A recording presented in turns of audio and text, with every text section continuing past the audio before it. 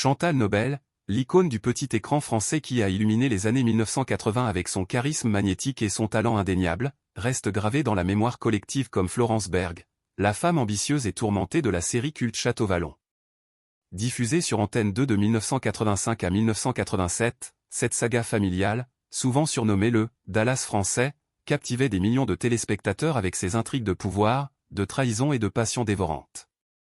Au cœur de ce tourbillon, Chantal Nobel incarnait une héroïne complexe, élégante, déterminée, vulnérable, une figure qui défiait les stéréotypes de la femme soumise pour devenir un symbole de force féminine dans une époque où les séries télévisées françaises exploraient enfin les dynamiques familiales avec audace. Son rôle, aux côtés de Jean-Claude Drault et Sophie Barjac, a fait d'elle une star adorée, une présence qui transcendait l'écran pour entrer dans les salons, les discussions et les cœurs des Français. Mais derrière les applaudissements, les génériques enflammés et les audiences records, la vie de Chantal Nobel a été une odyssée de triomphes fulgurants et de chutes brutales. À 75 ans en 2025, elle sort enfin de son silence volontaire, brisant un mur de 40 ans pour révéler les vérités intimes de son parcours, une enfance marquée par le deuil, une carrière forgée dans la résilience, un accident qui a tout balayé, et une vie reconstruite dans l'ombre, loin des projecteurs. Ce n'est pas une simple rétrospective, c'est une confession libératrice, où Chantal Nobel, autrefois prisonnière de son image de femme forte, ose enfin être vulnérable. Rejoignez-nous pour plonger dans son histoire fascinante, de ses racines rouennaises à ses sommets télévisuels, de la nuit qui a tout brisé à la paix trouvée à Ramatuelle, découvrez la femme derrière l'étoile, une battante qui a transformé la tragédie en un témoignage de force et d'amour inconditionnel. De la perte à la gloire, une enfance qui a forgé une combattante. L'enfance de Chantal Nobel, de son vrai nom Chantal Bonneau, a été un terrain fertile pour les rêves, mais semé de graines de douleur qui ont nourri sa résilience tout au long de sa vie. Née le 23 novembre 1948 à Rouen, en Seine-Maritime, dans une Normandie encore marquée par les cicatrices de la Seconde Guerre mondiale, elle grandit dans une famille modeste mais aimante, où les livres, les récits familiaux et les soirées au théâtre local sont ses premiers compagnons. Son père, un employé de bureau passionné de littérature, lui lit des contes de Perrault et des pièces de Molière le soir, éveillant en elle une fascination précoce pour le monde imaginaire de la scène. Sa mère, Denise Bonneau, est une femme pragmatique, couturière à ses heures, qui inculque à ses enfants l'importance du travail et de la persévérance. Chantal, l'aînée, est une petite fille vive, aux yeux pétillants et au sourire contagieux, qui joue déjà à la « grande actrice » dans le salon, mimant les héroïnes de ses livres avec une théâtralité instinctive. Ces moments d'insouciance, dans un appartement exigu du quartier Saint-Sevé, où l'odeur de la soupe aux choux et des vieux rideaux se mêle au rire, forge en elle un amour viscéral pour l'expression dramatique, une échappatoire aux rigueurs du quotidien normand. Pourtant, cette enfance idyllique est brutalement interrompue à l'âge de 12 ans, en 1960. La mort soudaine de son père, emportée par une crise cardiaque foudroyante, laisse un vide béant. Chantal, encore enfant, se retrouve face à un deuil qui dépasse l'entendement, les funérailles pluvieuses à Rouen, les condoléances murmurées, et l'absence soudaine d'une figure paternelle qui était son premier public. Il était mon premier admirateur, confiera-t-elle des décennies plus tard dans une interview émouvante à Paris Match en 2023, la voix encore tremblante. Chaque soir, il applaudissait mes représentations. Sans lui, j'ai dû apprendre seul à applaudir pour moi-même. Cette perte n'est pas qu'un chagrin, elle est un catalyseur. Chantal, du jour au lendemain, devient la petite adulte de la maison, aidant sa mère à gérer les fins de mois difficiles, apprenant la valeur de la force intérieure bien avant de savoir ce que c'était. Peu de temps après, en 1962, Denise Bonneau se remarie avec Bernard Loisel, un pharmacien local respecté, un homme calme et stable qui apporte un semblant de normalité au foyer. Ce mariage est une bouée de sauvetage financière et émotionnelle, Bernard offre un toit solide, une routine apaisée, et un beau-père bienveillant qui encourage les rêves de Chantal sans les imposer. Pour la jeune fille, ce changement est à la fois un soulagement et un ajustement douloureux, s'adapter à une nouvelle structure familiale, à un beau-père qui n'est pas son père, tout en portant le deuil comme un manteau trop lourd.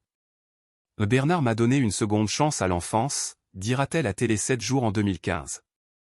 Mais le vide de mon père est resté, comme une note qui manque dans une mélodie. C'est dans cette fragilité qu'elle trouve sa vocation, le théâtre devient son refuge, un espace où elle peut réécrire les fins tristes, incarner des héroïnes victorieuses, et guérir à travers l'art. Malgré les défis émotionnels, Chantal est attirée par les arts très tôt, les percevant à la fois comme une échappatoire et un moyen de s'exprimer. Elle commence à s'intéresser à la comédie et à la performance, bien que le chemin ne fût ni facile ni direct. Étant donné que sa famille n'avait aucun lien avec le monde artistique, elle n'avait que peu d'orientation sur la manière de poursuivre une carrière dans ce domaine. Pourtant, elle conserve ses rêves et finit par convaincre sa famille de lui permettre de suivre une formation professionnelle. Sa mère, comprenant la détermination de sa fille, la soutient finalement dans cette démarche, ce qui amène Chantal à s'inscrire au Conservatoire à rayonnement régional de Rouen. C'est là qu'elle entame véritablement son parcours d'étudiante, sous le nom de Chantal Bonneau. Avec le temps, elle adopte le nom de scène Chantal Nobel, un choix stratégique qui l'aide à forger une identité distincte dans le monde de la comédie, un nom qui évoque la noblesse, la force, et une certaine élégance normande, loin de l'innocence enfantine de son prénom originel. L'expérience de Chantal au conservatoire est transformative, lui offrant non seulement des compétences techniques diction, gestuelle, analyse de texte mais aussi une communauté de pairs qui partagent sa passion. La formation rigoureuse et les exigences élevées du programme cultivent sa résilience et sa détermination, des qualités qui deviendront essentielles dans sa carrière. Elle est poussée à réussir non seulement pour échapper à son passé, mais aussi pour honorer les rêves qu'elle avait conservés à travers les moments difficiles. Les professeurs, comme le directeur Pierre Lefebvre, remarquent vite son potentiel. Chantal avait une présence magnétique, une façon de transformer la douleur en lumière sur scène, se souvient-il dans une interview à Ouest France en 2010. À 18 ans, en 1966, elle monte sur les planches pour la première fois dans une production locale de Les Femmes savantes de Molière, où son rôle de Philaminte, femme autoritaire et tourmentée, lui vaut des applaudissements mérités. Ce n'est qu'un début, mais il suffit à enflammer son ambition. Paris l'appelle, et Chantal, avec son bagage de Rouen, est prête à conquérir la capitale. En 1968, à l'âge de 20 ans, Chantal Nobel connaît son premier grand succès avec la pièce Boing Boing de Marc Camoletti, une comédie de boulevard qui tourne autour d'un architecte jonglant avec 3 hôtesses de l'air de nationalités différentes. Ce rôle, repris de Marie-Uriane Carmichael dans la version originale, est un tournant. À Paris, au Théâtre des Nouveautés, Chantal incarne une hôtesse italienne pleine d'esprit et de malice, capturant le public avec son timing impeccable et son charme espiègle. La pièce, un triomphe, court 1300 représentations et propulse Chantal dans les salons littéraires et les théâtres parisiens. Boing Boing n'est pas seulement un succès professionnel, c'est une victoire personnelle. Pour Chantal, qui avait lutté pour se faire une place loin de Rouen, c'est une validation, ses sacrifices, ses nuits blanches à répéter, son deuil non digéré, tout cela porte ses fruits. La critique s'enthousiasme, Chantal Nobel n'est pas une actrice, elle est un tourbillon de joie et de finesse, écrit Le Figaro en 1969. Ce rôle lui ouvre les portes du cinéma, premier contrat avec des réalisateurs comme Jean Giraud et des apparitions dans Les Comédiens, 1968. La pièce se distingue par son rythme effréné et ses dialogues pleins d'esprit, offrant à Chantal une plateforme pour briller dans le timing comique et la représentation de personnages complexes. Le succès international de Boing Boing, adapté en anglais et en italien, donne à Chantal une ouverture vers le monde du théâtre et de la comédie à une échelle plus large, un rêve qu'elle avait nourri depuis son enfance difficile.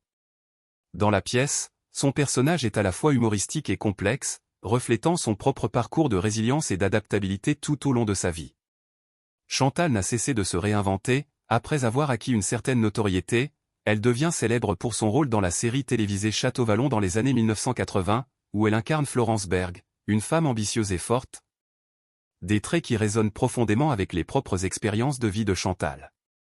Ses performances captivent par leur complexité d'une femme qui a surmonté des épreuves et en est sortie plus forte, un reflet de son propre parcours. Une nuit de tragédie qui a changé tout.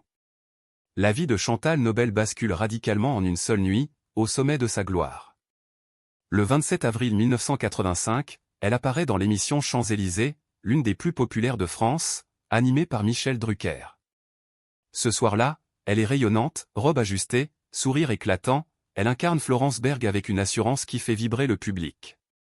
L'émission se termine tard, vers 2 heures du matin, et Chantal, euphorique, accepte l'invitation de Sacha Distel, chanteur emblématique et ami de la famille, pour une balade nocturne.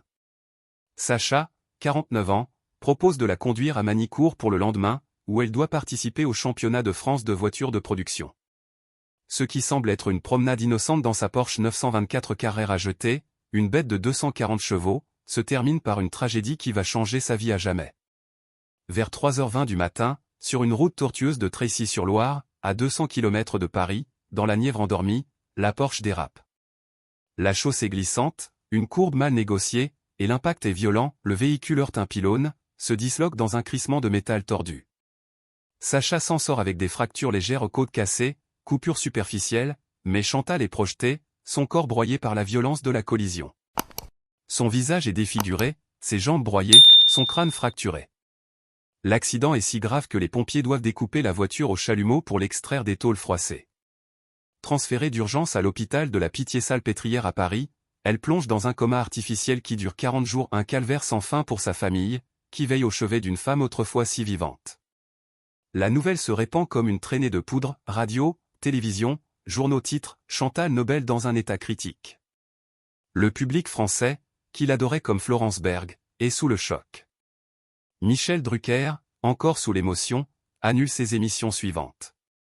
Les tabloïds s'enflamment, photos volées de l'hôpital, spéculations sur la faute de Sacha Distel-Livre. Récidiviste? Les photographes percent les barrières, infiltrent les couloirs, capturant des images de Chantal, intubée, immobile, vulnérable. À une époque où les lois sur la vie privée sont laxistes, cette invasion est légale, mais inhumaine. Sa mère, Denise, affronte les assauts, « Laissez-nous en paix », supplie-t-elle aux caméras. Jean-Claude Drouot, costard de Château-Vallon, visite, en larmes, « C'est injuste, elle est notre Florence ». Quand Chantal se réveille, après 40 jours de néant, le monde a tourné sans elle. Les médecins annoncent handicap à 80%. Son visage, autrefois expressif, est marqué par des cicatrices, ses jambes, une mobilité réduite, nécessitant une canne ou un fauteuil. La garde de son fils unique, issu d'un mariage précédent avec Jacques-Henri Marin, devient un combat. Elle négocie avec acharnement, refuse de céder. Mais le verdict est clair, sa carrière est finie. Château-Vallon, son bébé, continue sans elle, les scripts sont réécrits, Florence Berg marginalisée. Chantal, 36 ans, au pic de sa gloire, doit tout lâcher. J'étais invincible hier, aujourd'hui, je suis fragile, confe-t-elle à Paris Match en 1986, sa première interview post-coma. Ce moment, ce 28 avril 1985, n'est pas qu'un accident, c'est une ligne de fracture qui sépare la femme qu'elle était de celle qu'elle deviendra. Avant de devoir abandonner sa carrière d'actrice, une brillante ascension. Avant de devoir abandonner sa carrière d'actrice, la vie de Chantal Nobel était une ascension fulgurante, un tourbillon de théâtre, de cinéma et de télévision qui avait fait d'elle une figure incontournable du paysage culturel français. Son parcours, commencé dans l'ombre des planches rouennaises, s'était transformé en une trajectoire stellaire qui avait captivé un public avide de drames familiaux et de personnages féminins forts. Tout avait débuté en 1968, à l'âge de 20 ans, avec Boing Boing de Marc Camoletti, une comédie de boulevard qui avait propulsé Chantal sur les planches du Théâtre des Nouveautés à Paris. Ce rôle d'hôtesse de l'air italienne, pleine d'esprit et de malice, avait été une révélation, son timing impeccable, son charme pétillant et sa capacité à naviguer dans un rythme effréné de portes claquants et de quiproquos l'avaient immédiatement conquise. La pièce, un triomphe avec 1300 représentations, avait fait d'elle la nouvelle muse du théâtre de boulevard, un nom qui circulait dans les salons parisiens et les rédactions de Le Figaro et France Soir. Ce succès n'était qu'un prélude. En 1969, Chantal fait ses armes au cinéma avec La Main Noire de Jean-Pierre Decour, un thriller historique où elle incarne une espionne audacieuse, et La Honte de la famille d'André Michel, un drame intime sur les secrets familiaux. Ses rôles, bien que modestes, démontrent sa polyvalence, elle n'est pas qu'une belle plante, elle est une actrice qui sait transmettre la vulnérabilité sous la force. En 1976, le jour de gloire de Jacques Roulet marque un tournant, sa prestation d'une femme en quête de rédemption lui vaut les éloges des critiques, qui la comparent à Romy Schneider pour son intensité dramatique. Chantal Nobel n'est pas une actrice, elle est une âme qui traverse l'écran, écrit Télérama en 1977. Ses films, souvent tournés en Normandie ou dans les studios de Brie-sur-Marne, sont des tremplins, elle alterne drame, Les Comédiens, 1968, et comédie, Le Permis de conduire, 1974, prouvant sa gamme. Le théâtre reste son premier amour.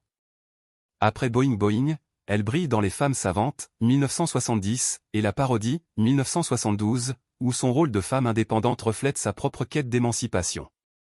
À 25 ans, elle est une habituée des planches parisiennes, collaborant avec des metteurs en scène comme Jean Meyer et Roger Planchon. Mais c'est la télévision qui la couronne.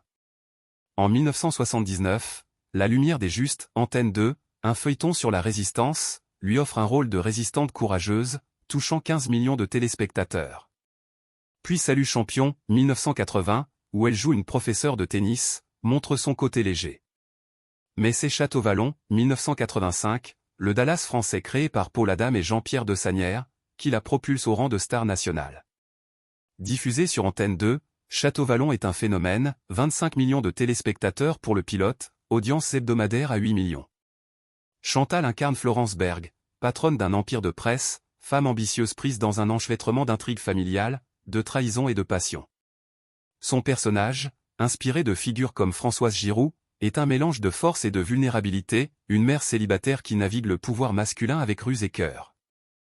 Florence, c'était moi, une femme qui se bat pour exister, confie Chantal à Télé 7 jours en 1985. La série, avec son générique Puissance et gloire de Herbert Léonard, devient un rituel familial, et Chantal, 36 ans, est au Zénith, couverture de Elle, invitation au César, contrat pour Aurore et Victorien, 1983. Une nuit de tragédie qui a changé tout. La vie de Chantal Nobel bascule radicalement en une seule nuit, au sommet de sa gloire. Le 27 avril 1985, elle apparaît dans l'émission Champs-Élysées, l'une des plus populaires de France, animée par Michel Drucker. Ce soir-là, elle est rayonnante, robe ajustée, sourire éclatant, elle incarne Florence Berg avec une assurance qui fait vibrer le public. L'émission se termine tard, vers 2 heures du matin, et Chantal, euphorique, accepte l'invitation de Sacha Distel, chanteur emblématique et ami de la famille, pour une balade nocturne. Sacha, 49 ans, propose de la conduire à Manicourt pour le lendemain, où elle doit participer au championnat de France de voitures de production.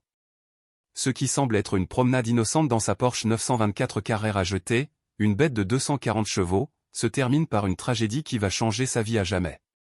Vers 3h20 du matin, sur une route tortueuse de Tracy-sur-Loire, à 200 km de Paris, dans la Nièvre endormie, la Porsche dérape. La chaussée glissante, une courbe mal négociée, et l'impact est violent, le véhicule heurte un pylône, se disloque dans un crissement de métal tord. Sacha s'en sort avec des fractures légères aux côtes cassées, coupures superficielles, mais Chantal est projetée, son corps broyé par la violence de la collision. Son visage est défiguré, ses jambes broyées, son crâne fracturé. L'accident est si grave que les pompiers doivent découper la voiture au chalumeau pour l'extraire des tôles froissées.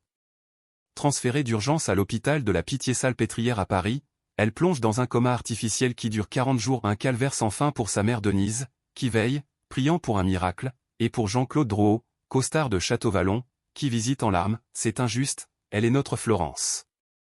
La nouvelle se répand comme une traînée de poudre, radio, télévision, journaux titrent, Chantal Nobel dans un état critique. Le public français, qui l'adorait comme Florence Berg, est sous le choc. Michel Drucker annule ses émissions suivantes, La Voix brisée, Elle était la vie, l'énergie. Les tabloïds s'enflamment, photos volées de l'hôpital, spéculation sur la faute de Sacha Distel-Ivre. Récidiviste? Les photographes percent les barrières, infiltrent les couloirs, capturant des images de Chantal, intubée, immobile, vulnérable. À une époque où les lois sur la vie privée sont laxistes, cette invasion est légale, mais inhumaine. Denise, affaiblie, supplie, laissez-nous en paix. Chantal, 36 ans, au pic de sa gloire, est suspendue entre la vie et la mort, son futur incertain. Quand elle se réveille, après 40 jours de néant, le monde a tourné sans elle. Les médecins annoncent handicap à 80%. Son visage, autrefois expressif, est marqué par des cicatrices profondes, nécessitant des greffes et des reconstructions, ses jambes, une mobilité réduite, la condamnant à une canne ou un fauteuil pour toujours. La garde de son fils unique, issu d'un mariage précédent avec Jacques-Henri Marin, devient un combat acharné. Elle négocie avec une détermination farouche, refuse de céder un pouce de terrain. Mais le verdict est clair, sa carrière est finie. Château-Vallon, son bébé artistique, continue sans elle, les scripts sont réécrits en urgence, Florence Berg marginalisée, remplacée par des intrigues secondaires. Chantal, actrice accomplie, doit tout lâcher, contrat, invitation, rêve de Broadway. J'étais invincible hier, aujourd'hui, je suis fragile, cassée, mais vivante, confe-t-elle dans sa première interview post-coma à Paris Match en 1986, sa voix encore faible, mais son regard déterminé. Ce moment, ce 28 avril 1985, n'est pas qu'un accident, c'est une ligne de fracture irréparable qui sépare la femme qu'elle était et l'étoile montante, la Florence Berg invincible de celle qu'elle deviendra, une survivante qui apprendra à marcher à nouveau, littéralement et figurativement, dans un monde qu'il a oublié. Le procès contre Sacha Distel, accusé d'homicide involontaire, devient une bataille publique. En décembre 1988, il écope d'1 mois de prison avec sursis et 3 000 francs d'amende, une peine symbolique qui ne console pas Chantal. La justice a jugé, moi, je juge chaque jour ma nouvelle vie, dit-elle à Télé 7 jours en 1989. L'accident n'est pas qu'un drame physique, il est une renaissance forcée, où Chantal doit redéfinir son identité, loin des caméras qu'il avait adorées. Avant de devoir abandonner sa carrière d'actrice, une brillante ascension. Avant de devoir abandonner sa carrière d'actrice, la vie de Chantal Nobel était une ascension fulgurante, un tourbillon de théâtre, de cinéma et de télévision qui avait fait d'elle une figure incontournable du paysage culturel français. Son parcours, commencé dans l'ombre des planches rouennaises, s'était transformé en une trajectoire stellaire qui avait captivé un public avide de drames familiaux et de personnages féminins forts. Tout avait débuté en 1968, à l'âge de 20 ans, avec Boing Boing de Marc Camoletti, une comédie de boulevard qui avait propulsé Chantal sur les planches du Théâtre des Nouveautés à Paris. Ce rôle d'hôtesse de l'air italienne, pleine d'esprit et de malice, avait été une révélation, son timing impeccable, son charme pétillant et sa capacité à naviguer dans un rythme effréné de portes claquants et de quiproquos l'avaient immédiatement conquise. La pièce, un triomphe avec 1300 représentations, avait fait d'elle la nouvelle muse du théâtre de boulevard, un nom qui circulait dans les salons parisiens et les rédactions de Le Figaro et France Soir. Ce succès n'était qu'un prélude. En 1969, Chantal fait ses armes au cinéma avec La Main Noire de Jean-Pierre Decour, un thriller historique où elle incarne une espionne audacieuse, et La Honte de la famille d'André Michel, un drame intime sur les secrets familiaux. Ses rôles, bien que modestes, démontrent sa polyvalence, elle n'est pas qu'une belle plante, elle est une actrice qui sait transmettre la vulnérabilité sous la force. En 1976, le jour de gloire de Jacques Roulet marque un tournant, sa prestation d'une femme en quête de rédemption lui vaut les éloges des critiques, qui la comparent à Romy Schneider pour son intensité dramatique. Chantal Nobel n'est pas une actrice, elle est une âme qui traverse l'écran, écrit Télérama en 1977. Ses films, souvent tournés en Normandie ou dans les studios de Brie-sur-Marne, sont des tremplins, elle alterne drame, Les Comédiens, 1968, et comédie, Le Permis de conduire, 1974, prouvant sa gamme. Le théâtre reste son premier amour. Après Boing Boing, elle brille dans Les Femmes savantes, 1970, et La parodie, 1972, où son rôle de femme indépendante reflète sa propre quête d'émancipation. À 25 ans, elle est une habituée des planches parisiennes, collaborant avec des metteurs en scène comme Jean Meyer et Roger Planchon. Mais c'est la télévision qui la couronne. En 1979, La Lumière des Justes, Antenne 2, un feuilleton sur la résistance, lui offre un rôle de résistante courageuse, touchant 15 millions de téléspectateurs. Puis Salut Champion, 1980, où elle joue une professeure de tennis, montre son côté léger.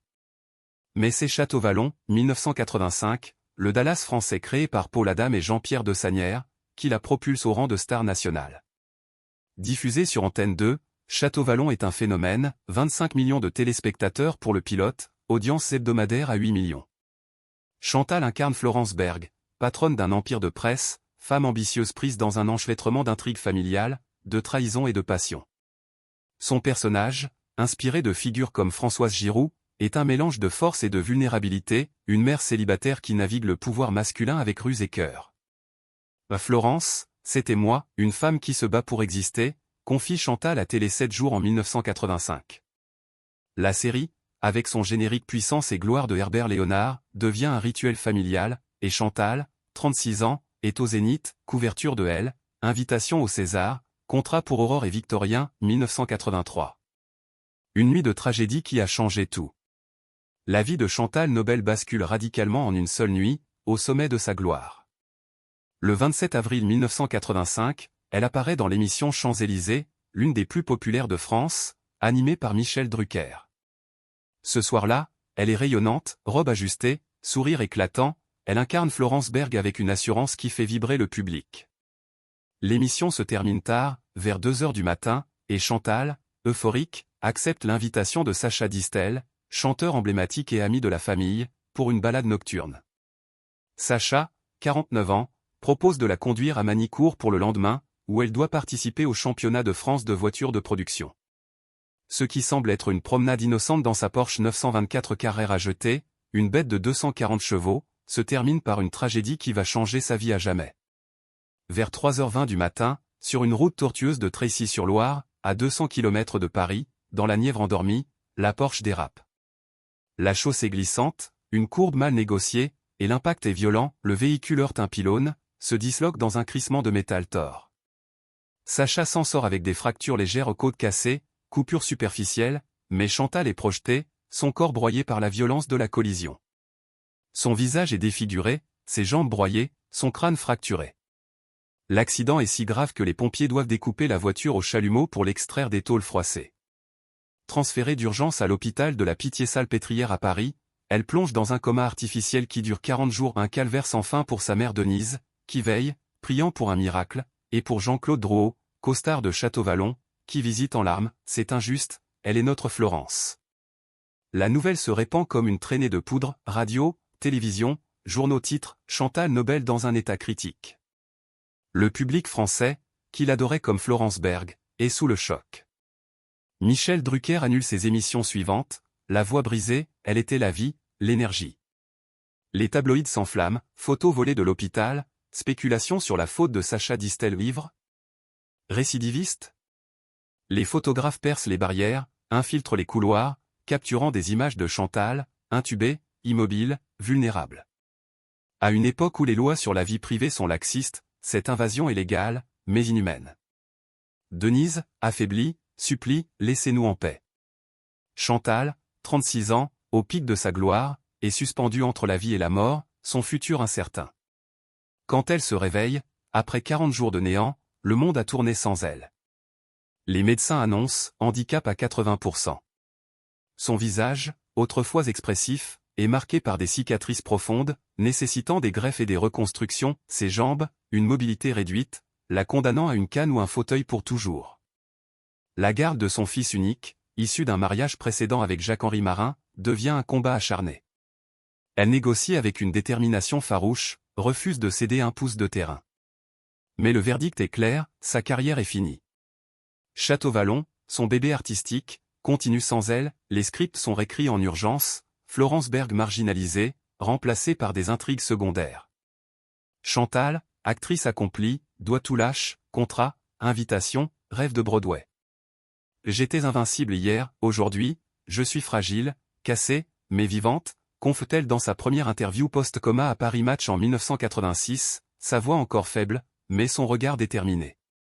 Ce moment, ce 28 avril 1985, n'est pas qu'un accident, c'est une ligne de fracture irréparable qui sépare la femme qu'elle était l'étoile montante, la Florence Berg invincible de celle qu'elle deviendra, une survivante qui apprendra à marcher à nouveau, littéralement et figurativement, dans un monde qu'il a oublié.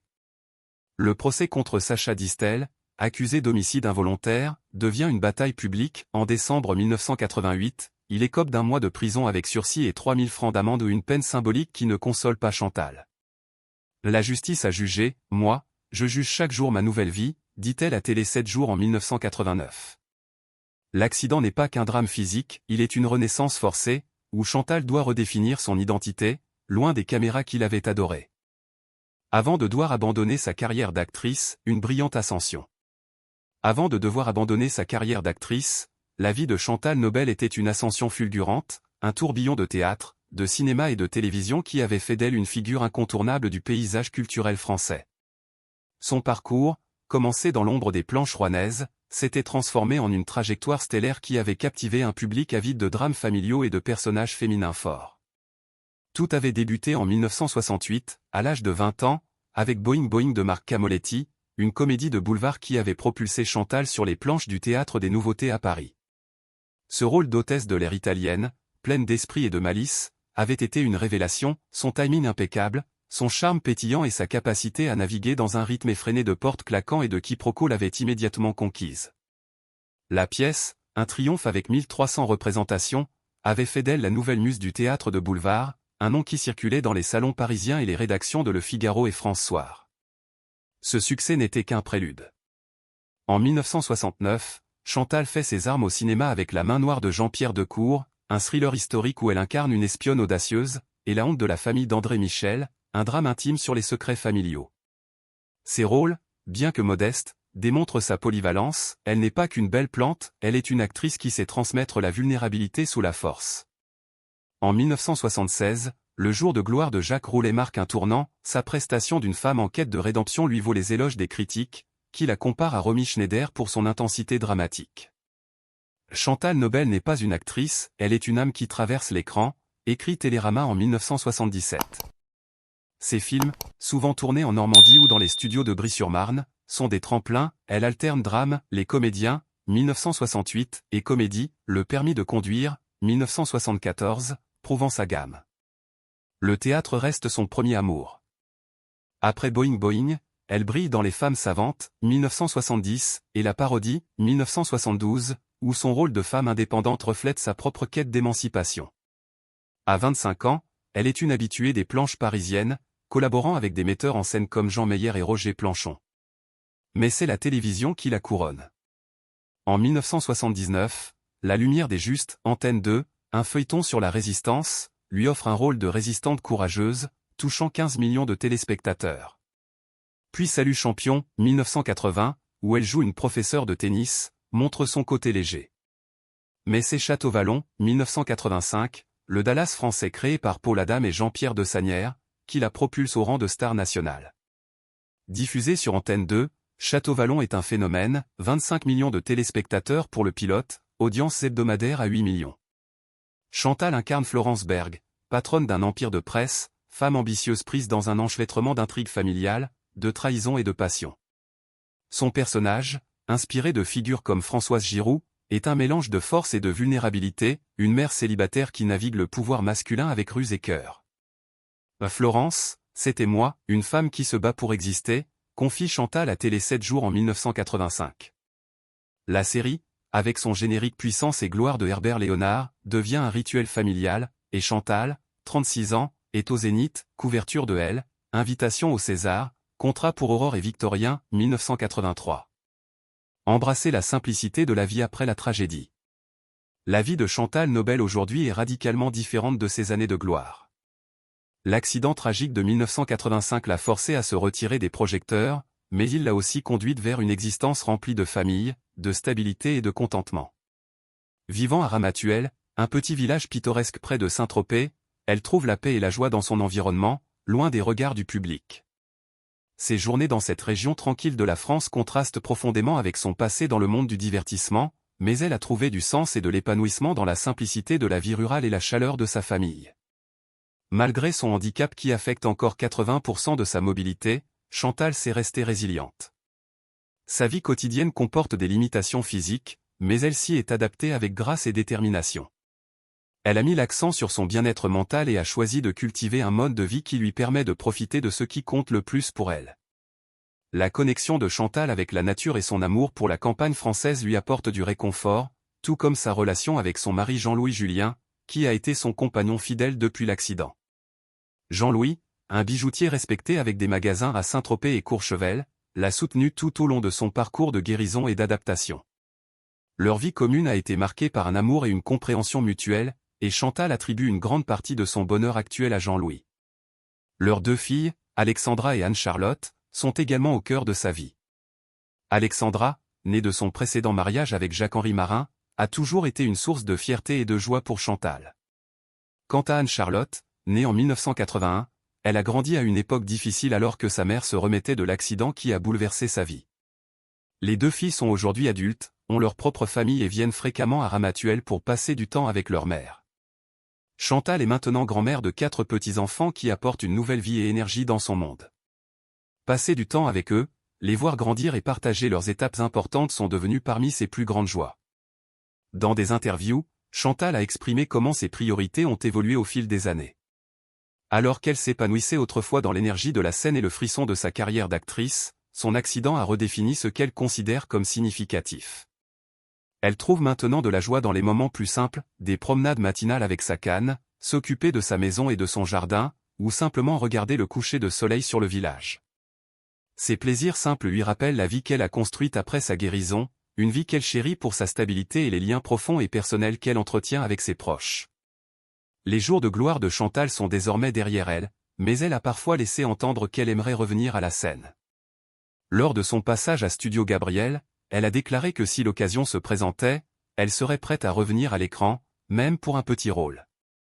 Cependant, elle reste réaliste, reconnaissant que son handicap et les changements dans sa vie rendent un tel retour peu probable. Son histoire, cependant, n'a pas été oubliée. Ses fans se souviennent encore d'elle comme d'une actrice talentueuse qui a affronté d'immenses défis avec dignité et résilience.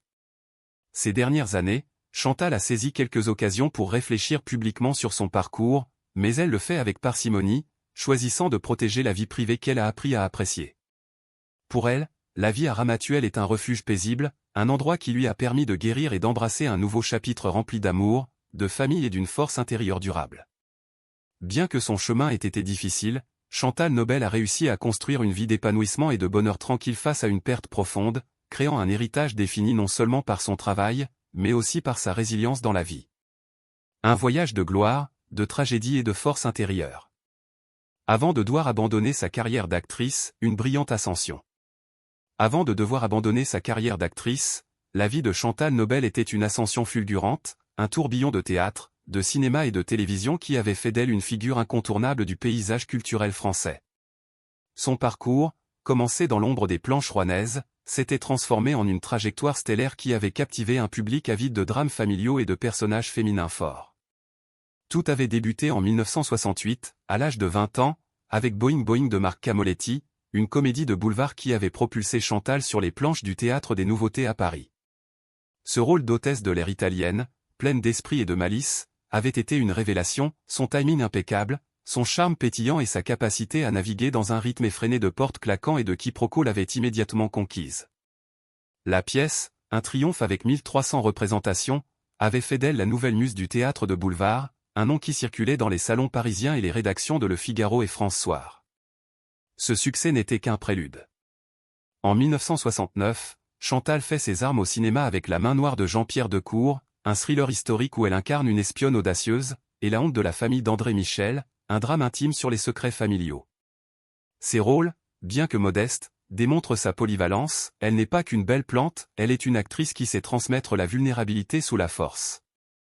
En 1976, le jour de gloire de Jacques Roulet marque un tournant, sa prestation d'une femme en quête de rédemption lui vaut les éloges des critiques, qui la comparent à Romy Schneider pour son intensité dramatique. Chantal Nobel n'est pas une actrice, elle est une âme qui traverse l'écran, écrit Télérama en 1977. Ses films, souvent tournés en Normandie ou dans les studios de Brie-sur-Marne, sont des tremplins, elle alterne drame, Les Comédiens, 1968, et comédie, Le Permis de conduire, 1974, prouvant sa gamme. Le théâtre reste son premier amour. Après Boing Boing, elle brille dans Les Femmes savantes, 1970, et La Parodie, 1972, où son rôle de femme indépendante reflète sa propre quête d'émancipation. À 25 ans, elle est une habituée des planches parisiennes, collaborant avec des metteurs en scène comme Jean Meyer et Roger Planchon. Mais c'est la télévision qui la couronne.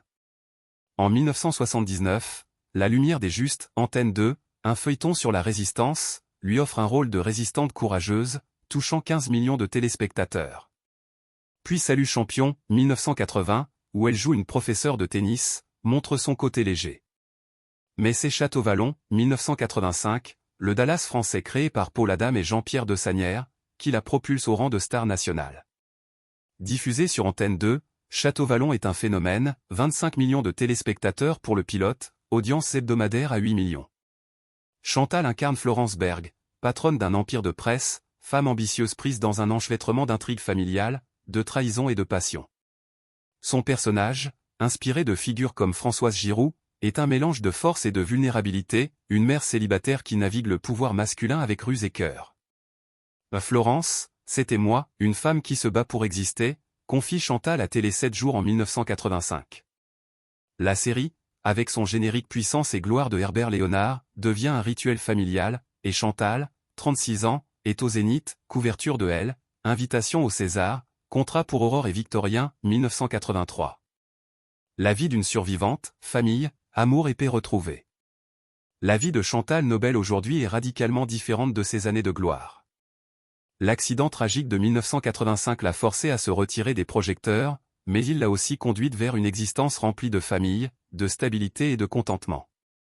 Vivant à Ramatuelle, un petit village pittoresque près de Saint-Tropez, elle trouve la paix et la joie dans son environnement, loin des regards du public.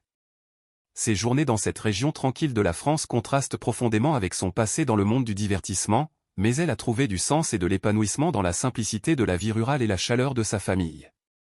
Malgré son handicap qui affecte encore 80% de sa mobilité, Chantal sait rester résiliente. Sa vie quotidienne comporte des limitations physiques, mais elle s'y est adaptée avec grâce et détermination. Elle a mis l'accent sur son bien-être mental et a choisi de cultiver un mode de vie qui lui permet de profiter de ce qui compte le plus pour elle.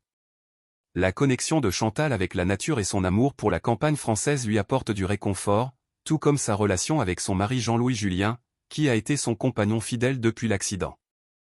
Jean-Louis, un bijoutier respecté avec des magasins à Saint-Tropez et Courchevel, l'a soutenu tout au long de son parcours de guérison et d'adaptation.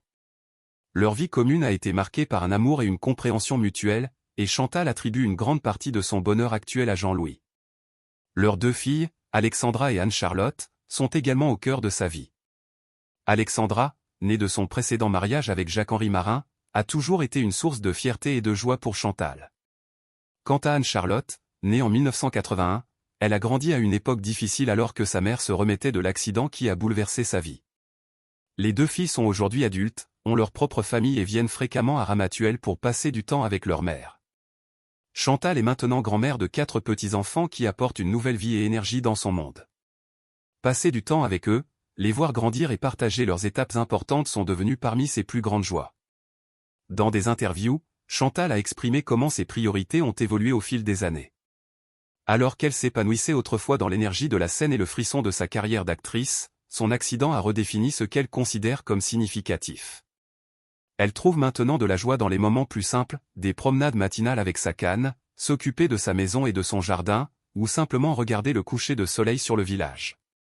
Ces plaisirs simples lui rappellent la vie qu'elle a construite après sa guérison, une vie qu'elle chérit pour sa stabilité et les liens profonds et personnels qu'elle entretient avec ses proches.